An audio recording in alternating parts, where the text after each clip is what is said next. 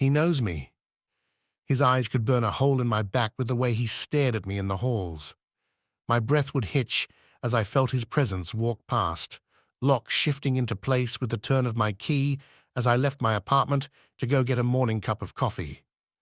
His hand brushed against the tail of my coat. In a moment, he was gone, shuffling behind his wife as they made their way back to their own home. She was blissfully unaware, and even as I left the building, I heard him laughing at something she'd said. It echoed throughout the building. I swear it was the most hollow sound I had heard. I couldn't understand how this was happening again. A stalker, an over-observer, and obsessionist. My mother had always told me I was nothing too special, nothing incredible to look at, and that if I was going to catch the attention of a man, I would need to learn. She was a cruel woman. She was a wicked woman, the kind that makes you pick the stick she's going to bring down on your knuckles if you dust the flour incorrectly. Cooking was a skill she thought I needed. Nothing that will scar, she would mumble after each hit, saying I would need all the help I could get. She was wrong. I'd been driven from 3 different homes, all within the last 2 years. Each was accompanied by its own set of prying eyes, wandering hearts, men with wives, men with children, men with loving homes. Yet still, they were drawn to me. Their wives were always so heartbroken when they found out, because they always did the way women do, and I just couldn't stay. Especially not when the obsession seemed as though my life could be at risk. Each man had been bold enough to come into my home. I am not a silly girl, alone in big cities with no locks. I always made sure the door was well barricaded. Still, they came. Howling winds drowned the screams, but the sound of a pounding heart still makes the hair on my arms stand straight. These are not memories I revisit often.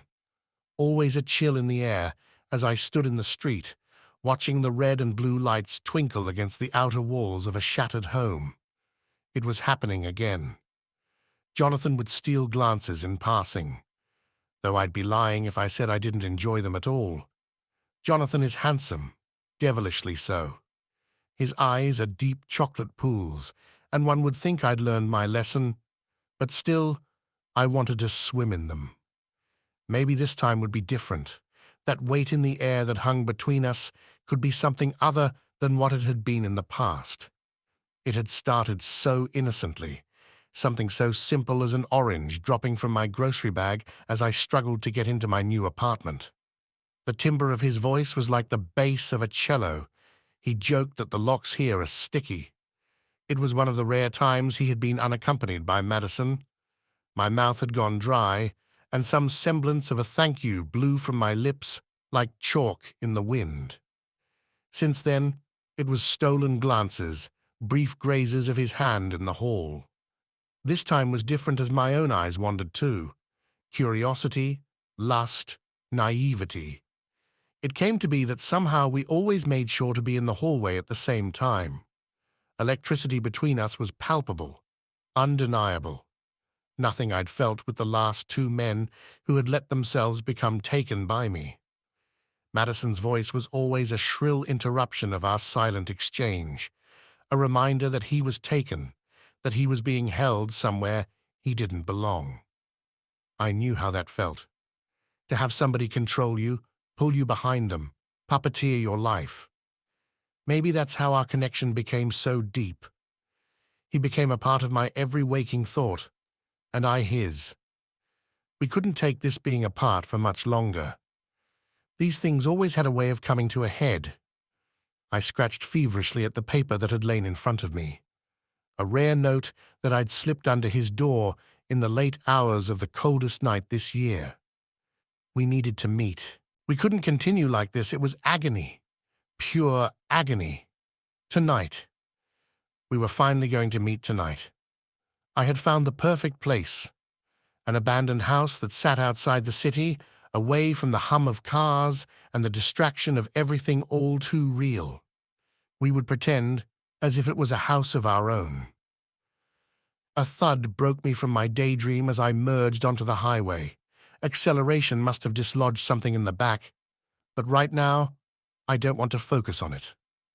I flick the radio on, turn it up, and roll the window down ever so slightly, letting the cool night air slip in and across my skin. All of my senses felt so alive. I could feel the change in the air as my car took me to the outskirts of the city. The gravel crunched beneath my tires as I pulled up to the little blue house.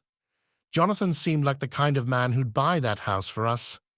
I could see our kids playing in the yard. I'd brush the leaves from my daughter's hair and tell her she was beautiful, and he would kiss my head and say the same. Tonight was the first step towards that picture. I had to pry myself away from the ideas fluttering around in my mind. I needed to unload everything I'd brought. I wanted tonight to be special, and abandoned houses aren't exactly romantic. Sweat had formed in beads on my upper lip as I stood waiting on the porch. It wasn't easy, but it'll do for tonight. The chill in the air was welcome as I brushed the sweat on my sleeve, just in time to see the moonlight glint off of a familiar car. I knew he would come, but my heart still leapt with joy. He threw his door open like he couldn't get out fast enough. He strode towards me, and I felt my cheeks ache as my smile widened with every step. "Jonathan," I squeaked. He blew past me, broad shoulders, nearly knocking me to the ground as he burst through the front door. I'd be excited to see our new home, too. I stumbled in behind him, shutting out the breeze behind us. The floors creaked with the weight of his steps as he raced from room to room. So sweet. How he was. Where is she? He'd come toward me in an instant, so fast I could barely think, my back pressed into the door as he towered over me. "You don't have to worry about Madison. I made sure everything would be perfect." His breath was hot, panting in my face before he whipped away from me. "Maddie?" My stomach turned. This isn't how I'd imagined it. "Honey?" I reached out to touch him, needing the reassurance his arms would bring, but he ripped his arm away the second my fingers so much as grazed his skin. Another twist in my gut as his face contorted in disgust. "Don't touch me. I just want to know where my wife is." His voice was gruff, angry, viscous. Nothing at all like the Jonathan that had picked up my oranges and warned me about sticky locks. I could feel my heart cracking. "Please." His fingers dug into my shoulders as he grabbed hold of me, his voice now pleading. "Please just tell me where she is, and I'll get her and leave, and we can pretend like this never happened. I won't tell a soul." "What about us?" I placed my hands on his chest, like I'd dreamed of so many times, only for him to brush my hands away, stepping away from me once more. "What are you, like, insane? I don't even know you." Her voice cut through the air like so many times before, calling his name, interrupting us. "No, no, no. This isn't how it is supposed to be at all. This time was going to be different. She was only a means to an end. This was only temporary while he adjusted. Which he will. Sometimes love is difficult. Sometimes you just need to break an existing bond. He knows that." He was scratching at the door she was behind like a crazy person. I pressed my blade into the back of his neck. "You know me. You love me. Or she dies. Things will be different this time. I know it. I'd really hate for him to end up with the other two."